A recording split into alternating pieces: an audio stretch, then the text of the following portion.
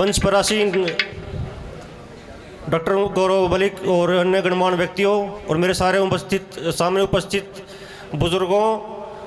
और नौजवान साथियों और प्यारे बच्चों, अभी डॉक्टर साहब ने स्वास्थ्य के बारे में बातें कर रहे थे तो मेरे को एक बात याद आई उनके संबोधन के दौरान कि कुछ दिन पहले मैंने अखबार में एक खबर पढ़ी और उस खबर को फिर फ़ोन में सारा आजकल तो सब कुछ वेरीफाई कर लिया।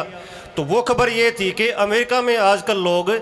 गौशालाओं के अंदर पैसे दे करके एक तो हाथ फेरते हैं गौशाला के ऊपर और उनको गले लगाते हैं गौशाला को, उसको बोलते हैं अंग्रेजी में काऊ कडलिंग। मतलब जब गौशाला में जाओ पैसे दो, गौ माता के ऊपर हाथ फिराओ और उसको गले लगाओ। कारण ये कि गौ माता के ऊपर हाथ फिराने से अनेकों बीमारियां, हाई ब्लड प्रेशर, बीपी हो गया आपका, या फिर हार्ट की बीमारी होगी और शुगर बीमारी होगी, इन बीमारियों में ठीक करने में बहुत मदद मिल रही है। और अपने यहाँ तो ये कंसेप्ट आज से नहीं सदियों से चल रहा है कि गौ माता के अंदर जो है हम मानते हैं कि 33 करोड़ देवी देवता निवास करते हैं कि वो इसीलिए निवास करते हैं कि गौ माता जहाँ पर होगी ना, जिस धरती पे होगी, एक तो वो धरती कभी भी बंजर नहीं होगी, वो हमेशा उपजाऊ रहेगी और उस ज़मीन के अंदर जो है जो पानी है ज़मीन का वो कभी भी ज़्यादा नीचे तक नहीं जाएगा। तो मैंने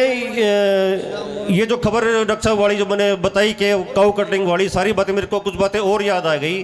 कि 2014 से पहले उसके आप आंकड़े उठा के देख लीजिए, भारत देश जो है गौ मांस के निर्यात में नंबर 1 देश था 2014 से पहले। वो था 4 और 14 के बीच में जो सरकार आई थी उस सरकार ने गौ मांस के निर्यात पे खूब जोर दिया। ये तो भला हो आप जैसे गौ भक्तों का और राम भक्तों का कि उन्होंने 14 में जो है सरकार पलट दी और ये हमको आज ये मौका मिल रहा कि गौशाला में आके सेवा करने का और इस गौशाला को बढ़ाने का अवसर मिल रहा है। तो इसी और ये मेरा सौभाग्य ही कहिए या फिर सहयोग कह लीजिए आप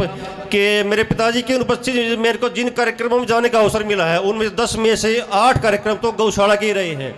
तो मेरा सौभाग्य है कि गौशाला के मेरे को अनाउंस करने का मौका मिल रहा है। तो आज के लिए जो उन्होंने आदेश किया है मेरे को, वो 11 लाख रुपए का आदेश किया कि वह जाके जाओ और 11 लाख रुपए मेरी तरफ से आप जो है बोल के आओ। तो मैं बस इन्हीं शब्दों के साथ अपनी वाणी को विराम देता हूँ। बहुत बहुत धन्यवाद और आप लोग बहुत बहुत स्वागत आप लोगों का।